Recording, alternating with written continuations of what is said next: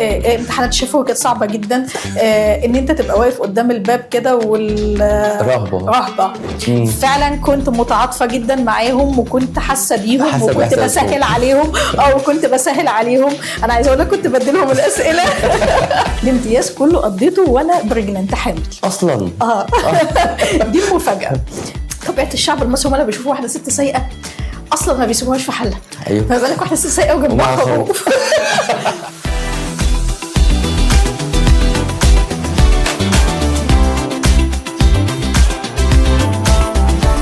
ورا كل بلطو ابيض حكايه طويله، ورا كل نجاح قصه كبيره جدا مش بتتقاس بس بعدد السنين، لكن بتتقاس كمان بحجم التحديات وعمق الانسانيه وقوه الاصرار. النهارده في بودكاست حكيم على السوشيال بنرحب بوجود الاستاذه الدكتوره جيهان الهنداوي، استشاري النساء والتوليد وعلاج العقم. اهلا وسهلا دكتوره بحضرتك. اهلا بيك دكتور عبد الرحمن. اهلا وسهلا بحضرتك. احنا طبعا مبسوطين ان حضرتك موجوده معانا النهارده، وانا سعيده جدا ربنا يبارك في حضرتك. تسلم يا دكتوره. في البدايه احنا حابين نتعرف على الدكتوره جيهان بطريقتك. الدكتوره جيهان الهنداوي، استشاري النساء والتوليد وعلاج العقم والحقن المجهري والمناظير والتجميل النسائي. موجودة حاليا في مركز رويال في المنصورة. لو بداياتي هنتكلم عنها، كنت في المرحلة الابتدائية للإعدادية للثانوية. مدرستي الأولى كانت مدرسة سعد زغلول، بعد كده اتنقلت لمدرسة الإعدادية. دخلت فصل المتفوقين في الثانوية أولى أول، أفتكره كويس قوي. بعد كده دخلت كلية طب جامعة المنصورة. الحمد لله اتخرجت منها بتقدير جيد جدا مع مرتبة الشرف. كنت مرتبة على الدفعة من الأوائل بفضل الله تعالى. ده خلاني أخدت نيابة في الجامعة، أخدتها تخصص نساء وتوليد. وبعد كده بقى ابتديت بقى في الدراسات العليا الماستر والMD بعد كده. والحمد لله برضو ابتديت برضو في الابجريدز بتاعي.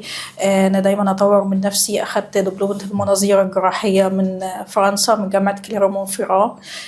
اخدت برضو الدبلومة الامريكية في التجميل النسائي. اخدت دبلومة الحقن المجهري من جامعة برمنجهام بريطانيا. ولسه الحمد لله بنطور من نفسنا طول ما فينا صحة وفينا نفس. ربنا يكرم حضرتك يا دكتورة. دايما هو مشوار تحسين ان حضرتك اختصرتيه في جملتين 3، لكن هو مشوار طويل. لا هو مشوار طويل جدا. هو عمري كله بحاله، دراسة من أول ابتدائي لغاية دلوقتي. أكيد حضرتك فاهم إن أنت علشان تفضل دايما محافظ على النجاح أصعب من إنك تنجح. ده حقيقي. فالحفاظ على النجاح نفسه بيستهلك وقت ومجهود جامد. دايما لازم تبقى أبديت. أنا ما بحبش أفضل عند نقطة معينة، أنا بحب دايما أطور من نفسي جدا. ده طبيعة في شخصيتي نفسها في الحياة الشخصية، وفي نفس الوقت كمان بالنسبة للبيشنت علشان أقدر أديلها كل جديد. أحب دايما أكون سباقة في حاجة زي كده. صحيح. خصوصا الدكتورة في تخصص زي تخصص النساء والتوليد. أعتقد هو من أصعب التخصصات. بالضبط، أصعب التخصصات، ودايما في جديد دايما، خصوصا في مجال الحقن المجهري أو حالات الحمل الصعبة الحرجة. كل يوم في دراسات جديدة، في ميتا أناليسيز معينة، WHO، منظمة الصحة العالمية، رويال كوليدج اللي هي الكلية الملكية الأمريكية. دايما بسافر في المؤتمرات برا مصر علشان يعني الحمد لله أكون سباقة بأول معلومة. بكون فرحانة جدا إن أنا أغير مفهوم جديد بالنسبة للعيانة وأدي لها أمل جديد في علاج جديد ما كانش لسه موجود. ده بيفرحني أنا على المستوى الشخصي، بلس إن هو لما بينعكس عليها في فرحتها هي، ده بيساوي معايا كل كنوز الدنيا بصراحة. اللي فيها طبعا. طب دكتورة، يمكن ده ياخدنا لنقطة مهمة جدا. امتى أول مرة حضرتك حسيتي إنك أنت لازم تبقي دكتورة؟ بص هقول لك، هو مش احساس قوي قد ما انا الحمد لله بفضل الله، علشان وانا كنت صغيره من ابتدائي واعدادي، فالحمد لله كنت من المتفوقين وكنت دايما من الاوائل على المدرسه، اولى تانية بالكتير قوي.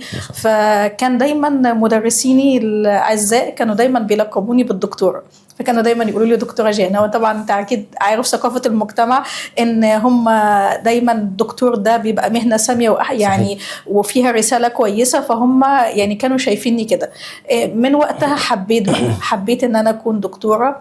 ماما دايما وهي صغيره كانت تعبانه شويه، فكنت بروح معاها عند الدكاتره وازورهم.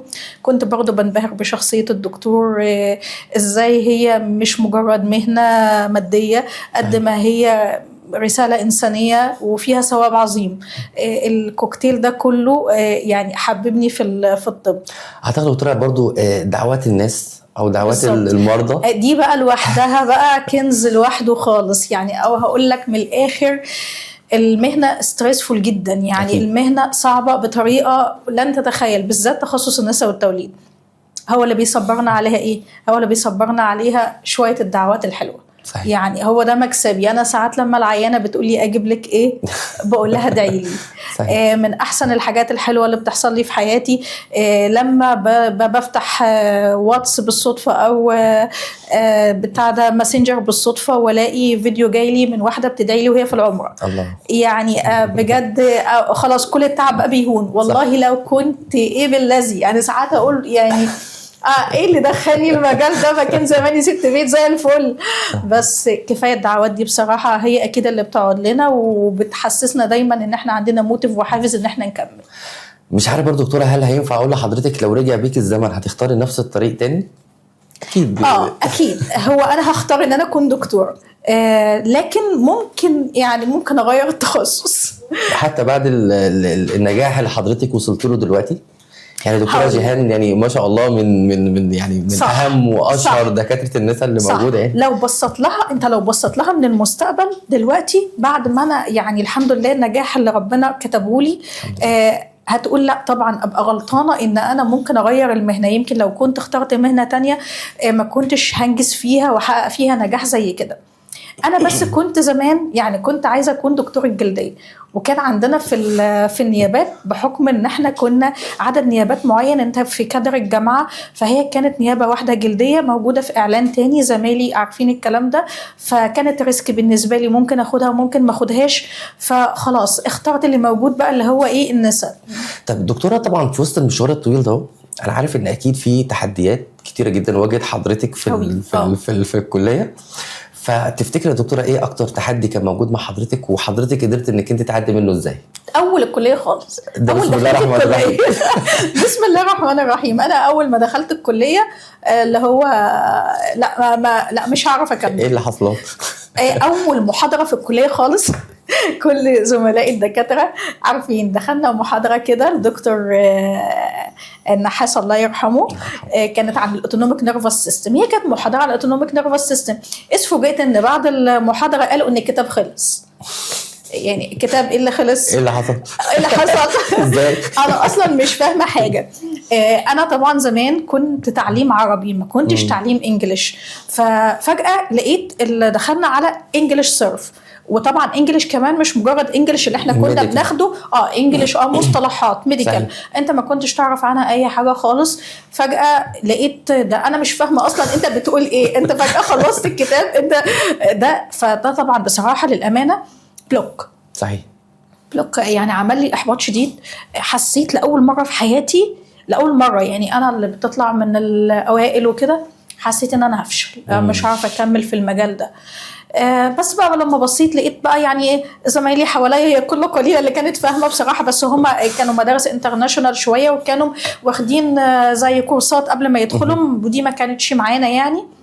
ابتدينا بقى نشتري، طبعا ما كانش بقى لا جوجل ولا شات جي بي تي ولا اي ولا كلام من ده، فابتدينا بقى نشوف المكتبات ونجيب منها اللي هي المجلدات الكبيره والمعجم بقى لو تعرفوا والحاجات اللي هي فيها ترجمه، وادور على الكلمه واعملها. ده طبعا خدت مني شوط اللي هو المجهود اللي هو الميد ترم الاول كله ده فعلا اخد مني شوط جامد. بس الحمد لله يعني مع اخر السنه ربنا وفق. وكان بقى اصعب حاجه بقى لما الحمد لله جبت اخر السنه، كانت اول سنه بقى جبت فيها جيد جدا ما شاء الله. فرحت بقى، يعني ما فيش حد هيجيب جيد جدا في سنه اولى دي بسهوله. فبس ده بقى التشالنج التاني اللي هو يعني عشان تاخدي مرتبه شرف لازم هتحافظي على الجيد جدا. صحيح. دي كانت بقى النقطه اللي نقدر نقول البنزين اللي خلى حضرتك بقى تكملي في بقيه بالظبط. والحمد لله كل السنين اخدت فيها جيد جدا وامتياز، وحافظت على مرتبه الشرف في اخر حاجه خالص. الحمد لله. هو بس بالنسبه لي برضو حاجات تانية في الامتحانات كانت صعبه قوي. امتحانات الشفوي كانت صعبه جدا. ان انت تبقى واقف قدام الباب كده رهبه رهبة. انا بكره امتحانات الشفوي بصراحة. يمكن بعد كده لما دخلت بقيت في معيدة في الجامعة في اول 3 سنين، كنت ببقى واقفة جنب الطلبة اللي هم بيمتحنوا. فعلا كنت متعاطفة جدا معاهم، وكنت حاسة بيهم، وكنت بسهل عليهم. وكنت بسهل عليهم. انا عايزة اقول لك كنت بديلهم الاسئلة. يعني لان عارف اللي بيحس بحاجة زي كده برضه دايما بيحاول يعوضها في غيره. صحيح. طب دكتورة، خلينا بقى نرجع لايام الامتياز. عارف طبعا ايام الامتياز ده يمكن من اصعب المراحل اللي كنت حضرتك بتحدد بيها. الامتياز بتاع حضرتك كان في الجامعة؟ كان في الجامعة. لا كان في الجامعة. كان في الجامعة، كله اخدته في الجامعة. طيب خلينا دكتورة برضو ايام الامتياز، انا عارف ان النبطشيات كانت بتبقى طويلة وكتيرة، ودايما النبطشيات بتمشي بعكس قوانين الجاذبيه اللي احنا كلنا نعرفها. تمام. فكنت حابب اعرف يا دكتوره، اول ذكرى بتفكر حضرتك باوضه النبطشيه؟ هفاجئك. الامتياز كله قضيته وانا بريجننت حامل اصلا. دي مفاجاه. دي اصعب حاجه بقى. دي كانت اصعب حاجه فعلا، لان كانت زواجي بعد الكليه مباشره في بعد اخر امتحان على طول. ما شاء الله. فطبعا البريجننسي بتاعي كان كله في فتره الامتياز. كانت صعبه كتير قوي يعني. بصراحه قدرت تجمع ما بين الاثنين يا دكتوره؟ ده صعب جدا. كان ارهاق جامد. وبعدين بقى الامتياز كان، أنا شايفة إن هو أصعب حاجة. ليه؟ أنا كنت هيزيتيتد شوية، يعني كنت مترددة شوية في الحاجة اللي أنا عايزة أخدها. فضلت طول السنين كلها أنا مش يعني مش مستقرة على تخصص معين. بصراحة ما حبيتش أي تخصص في خلال السنين كلها. رير زي ما قلت لك كده، ميالة شوية للجلدية.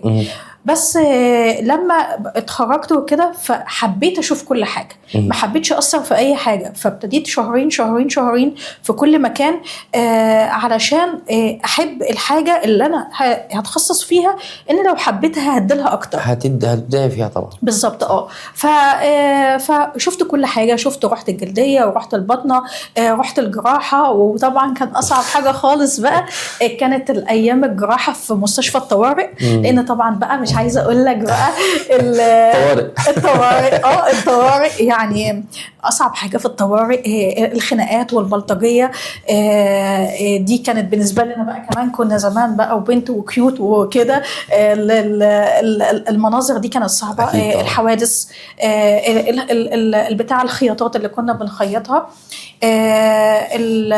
الأطفال برضو كانت من الحاجات اللي هي كويسة اللي أنا دخلتها. بس كل ده يعني في فترة، أنا عايزة أقول لك أنا ابتديت بالظبط بريجنانسي من زيرو، بريجنانسي من داي 1 بريجنانسي، بداية الامتياز إلى آخر الامتياز، فترة اللي هي الولادة.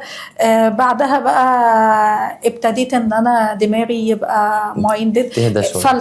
فلترت التخصصات بعد ما شفت كل حاجة. وزي ما قلت لك كده، كان 1 2 3 ممكن 1 2 3. بس طبعا زي ما قلت لك أنا كنت مرتبطة شوية بإن أنا هختار حاجة تكون ضمن ترتيب النيابات اللي هي تبع الأوائل. لأني لو كنت طلعت بره في الصحة عادي ممكن أختار أي حاجة براحتي بمزاجي. بس ده بقى كان هيخليني بقى زي ما حضرتك فاهم أتكلم بقى في وحدة 100 مش عارفة إيه كده هنا أو هنا. فالحمد لله. طب دكتورة، حضرتك فاكرة أطول ليلة عدت على حضرتك في النيابة؟ يعني وقتها النيابة؟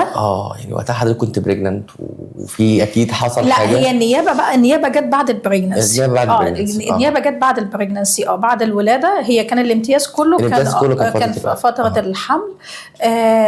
النيابه بقى في مستشفى الجامعه. وزمايلي عارفين ان احنا كنا في كشك الولاده. يعني احنا كنا ندخل كشك الولاده كده، بندخل ما بنشوفش الشمس بصراحه. يعني انا كنت بدخل الصبح، انا بيعدي عليا 2 3 فعلا حرفيا. احنا اخدنا النيابه ايام زمان كنا بناخد نبطشيه خميس جمعه مثلا. خميس، لو اخدنا خميس بيبقى جمعه بعدها خميس جمعه سبت لغايه الساعه 5 وبعد كده نمشي.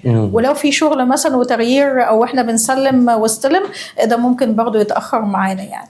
فدي كانت بتبقى اصعب نبطشيات بتعدي عليا، اللي هي كانت فيها اللي هو 2 3 فعلا حرفيا. انا يعني دلوقتي مش مصدقه ان انا كنت بطبق ان انا عديت ده كله. ان انا عديت ده كله، ان انا كنت بطبق ازاي، كنت بطبق 48 ساعه فيما بعد ان انا ممكن ما نمشي الوقت ده كله. يعني ده من الصعوبه طبعا. كان مستشفى الجامعه، اكيد انت حضرتك عارف ان دي تيرشيري كير يونت، كان بيجي من كل المستشفيات اصعب الحالات. ده حقيقي.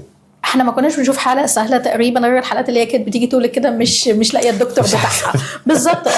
فاللي احنا كنا بنعاني منه قوي بصراحه التطبيق، ان انا كنت بطبق جنب الحاله في العنايه بصراحه. ودي بقى علمتني هي بغض النظر عن المجهود بقى. عارف يا دكتور عبد الرحمن، الحياه من الموت. صحيح. انت كنت موجود في مكان العناية، انا مش هنساها خالص في حياتي. عارف صوت الأجهزة، صوت نبضات القلب. انا لو كنت نمت شوية ساعات كنت ممكن انام جنب الحالة شوية. الصوت ده ما بنساهوش ابدا في حياتي. ازاي تكون انت فارق في حاجة بسيطة ممكن تعملها تفرق حياة من موت. ده حقيقي. يعني عارف اللي هي الآية ومن أحياها فكأنما أحيا الناس جميعا. ونعم بالله. فأنا شايفة إن الحالات الكريتيكال أصعب حالات اللي كانت بتعدي الحمد لله بفضل الله تعالى بمجهود وعلم، سواء كانت حالة التسمم الحمل، حالات النزيف، حالات الحمل خارج الرحم وانفجار الأنبوبة أو اللي كانت بتيجي وكانت ممكن تدخل العناية وبتبقى داخلة، يعني ممكن تبقى اندلس وتعدي. دي كانت بالنسبة لي من أحسن الحاجات. والرهبة بتاعة الموت نفسها لما كنت بتشوف الحالات اللي هي جنبك، لأن العناية بيبقى موجود فيها ناس تانية كتير، جمدت قلبك شوية وادتك يعني خلتك فايتر أكتر للحياة، فايتر أكتر إن أنت تعافر علشان تعيش وعلشان غيرك يعيش. صح. دكتورة جيهان، خليني أدخل مع حضرتك في فقرتنا التانية، هي فقرة لو لم أكن لوددت أن أكون. لو لم أكن طبيب لوددت أن أكون إيه؟ طبيب برضو. مش شايفة نفسي في حاجة غير طبيب بصراحة. يعني حتى ساعات لما بكون أتخنق قوي وابقى ستريسد قوي والحياة زي ما أنت فاهم الشخصية صعبة جدا وكده، وأقول يا ريتني كنت ولا حاجة زي الفيميل ولا حاجة. لا بس برجع تاني بتلف ودور وفي الآخر بلف ودور وبرجع تاني، بحس هو جزء من شخصيتي إن أنا أكون حاجة. طيب لو حضرتك ما كنتيش دكتورة نساء ولا جلدية كنت هتختاري تخصص إيه؟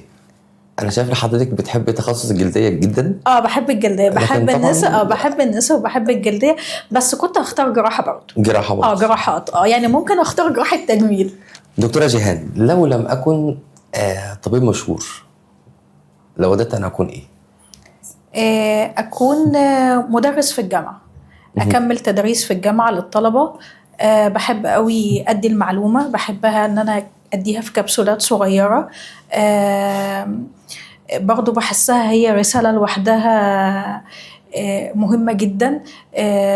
مش أي حد بيفهم المعلومة بطريقة الإلقاء.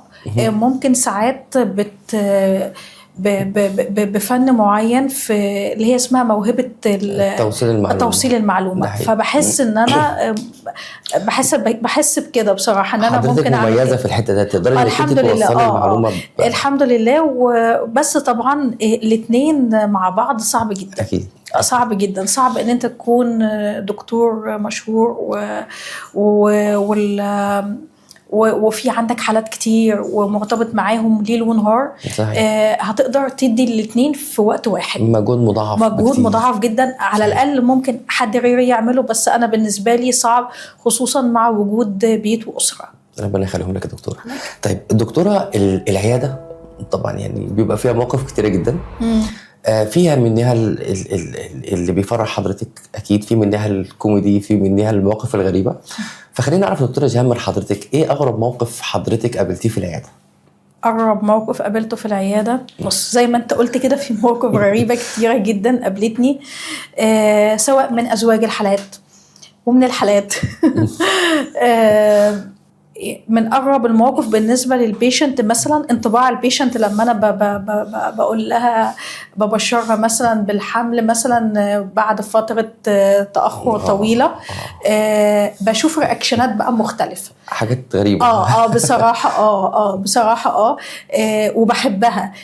بحبها جدا يعني، وبالذات لما بيكون بقى الموضوع داخل مثلا في تريبلت 3 توائم او توأم. دي بحب انا المواقف دي. وبيبقوا لطاف قوي بصراحة. ومن ضمن المواقف المضحكة في الحوار ده كانت حالة بعد تأخر حمل 16 سنة. ما شاء الله. 16 سنة بصراحة. عمر طويل. طبعا بعد كانت مش عايزة أقول لك فقد الأمل خلاص. فقد الأمل خلاص يعني. وهي حتى لما جيت لي قلت لها يعني أنا ما تمناش أكون واحدة عدد من ضمن الدكاترة اللي أنت عديتي عليهم، أتمنى إن أنا أديكي حاجة. فعلا عفرت معاها بكل ما أوتيت من علم ربنا إدهولي. وبرضه صبر وقلق معاها. الحمد لله بفضل الله تعالى يوم ما بشرتها بالحمل كان من خلال اختبار الحمل الرقمي، واللي هو ده كان بالنسبة لنا بقى يعني إنجاز الحمد لله. ما شاء الله. بعد كده بقى في تاني مرة لما جت لقيت إن هم توأم. الله أكبر. فده طبعا عوض من ربنا كبير. هي بقى جات لي في المرة الثالثة، فكانت جاية لي، أنا فاكرة إن هي كانت جاية لي متأخر وأخرتني، معلش يا دكتورة والله. طب تعالي يلا احنا ننزل سوا مع بعض. لأن كنت مستعجلة، فنزلت قالت لي أنا عايزة أديكي بس معلش حاجة هدية اقبليها مني، ليه مكلفة نفسك بتاع. طب ماشي هنحطها في العربية. جيت أبص على الحاجة لقيتها خروف. ما شاء الله. فاللي هو كده اللي هو انا اتبلكت يعني. انا الحمد لله يعني الحمد لله جالي هدايا كتير، بس جابت خروف. ده كان اغرب هديه يا دكتوره؟ لا ده اغرب هديه. هي كل الهدايا الحمد لله جميله، بس ده كان اغرب هديه واكرم هديه برضه، هديه جميله طبعا. وفي حاجات اغلى منها جت الحمد لله بفضل الله تعالى، بس يعني ايه، هي فكرت ان هي كده يعني. انا بعد كده لما سالتها هي فكرت ان هي كده هتذبح فدو لله، فزي ما جابت لها هتجيب لي انا. الله. فجابت لي الخروف بقى. فالمهم بقى يعني ايه، انا بلوك كده يعني اللي هو طب هعمل ايه، هاخده معايا ازاي. يعني انا بقى افكر في وقتها اقول مثلا اتصل على حد اي حاجه. ما جاش في بالي بصراحه. المفاجاه مع البلوك كده. المفاجاه عملت لي بلوك. وهي برضه حطيه في العربيه. فانا العربيه، فقمت اعمل احطه في العربيه ازاي.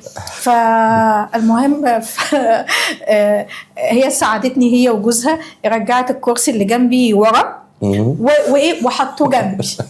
انا عايزه اقول لك كوميديا الموقف. هي مش حكايه ان هو كده، كوميديا الموقف بقى في الطريق. ده مشوار. انا روحت من المنصوره لسمنود. كوميديا مش فاكره ايه. لا مش فاكره ايه اصلا. لا بجد. كمان العربيات جنبي وحواليا، اللي هو انا مش مستوعبه بصراحه. انا بعد كده ما استوعبتش انا عملت ايه. انا ازاي خدت الخروف معايا في العربيه وازاي وصلت. اللي فعلا انا حتى كمان ما كنتش عارفه اشوف من المرايه، ما كنتش عارفه اتحكم، بس بالنسبه لي انجاز. يعني خدت خروف معايا المشوار ده كله اكتر من اي حاجه في الدنيا كلها. هم كانوا ناس طيبين جدا على الفطره من الارياف بصراحه. وانا بقى انا بصراحه مش هقول لك ان انا كنت يعني ايه غبيه شويه. انا الفكره انا كنت مطبقه يعني، عارف اللي هو قبلها بليله ما كنتش نايمه كويس وما عرفتش افكر يعني. ما عايز اروح. ما عرفتش افكر يعني. عارف بقول لك انا لو كنت فكرت بس لثانيه كنت ممكن اتصل على حد يجي يساعدني، يجي معايا، يجيب عربيه نص نقله صغيره اي حاجه انقل فيها الخروف، اتصل على جزار يذبح الخروف. اعمل ايه؟ هي دي بس التك. ده بقى نص الموقف. النص التاني بقى خلاص هم دبسوني مع الخروف. انا خدت الخروف ومشيت بقى زي ما بقول لك كده من المنصوره لسمنود. طبعا بقى الشعب المصري الجميل الله اللي طبعا يعني هو لما بيشوف واحده ست سايقه عربيه بس بيقول ايه عليها. صح. ما بالك بقى شايفين واحده ست سايقه وجنبها عربيه خروف. لا وجنبها خروف. متوسطات. تسمع بقى الكومنتات اللي جابلك يخليلك اصلا. حاجات تانية والله يعني مش عايزه اقول لك عامله ازاي. حد كان بيقول لي افتحي له الشباك، حاجه زي كده. انا برضو زي ما بقول لك وانا ماشيه انا مش مستوعبه يعني عارف ده كله معايا. بس جيت بقى وصلت عند البيت، مجرد ان انا بس بقى اتصلت عليهم يا جماعه حد يجي ينزل ياخد مني ايه الخروف. خوف ايه؟ بتقولي ايه؟ بتقولي ايه؟ كويسه. انا فضلت انا عايزه اقول لك العيله عملت عليا حفله اكيد لفتره يعني لفتره لغايه مسكت عليكي برضه دكتور. مسكت عليا يعني دكتوره جيهان كانت راكبه العربيه وجنبها الخروف سايقاه جنبها، بتفسحيه بتعمليه مش عارفه. بس طبعا موقف لن انساه في حياتي. اكيد. احنا بصراحه انا سمعت الموقف مش هنسى اللي حصل لحضرتك اصلا بعد خالص. كده. في الذاكره. انا عايزه اقول لك ان انا خدت معاه سيلفي كمان برضو. اصلا انا سايبه كل حاجه يعني عارف من برضو من ضمن الانجازات يعني. طبعا.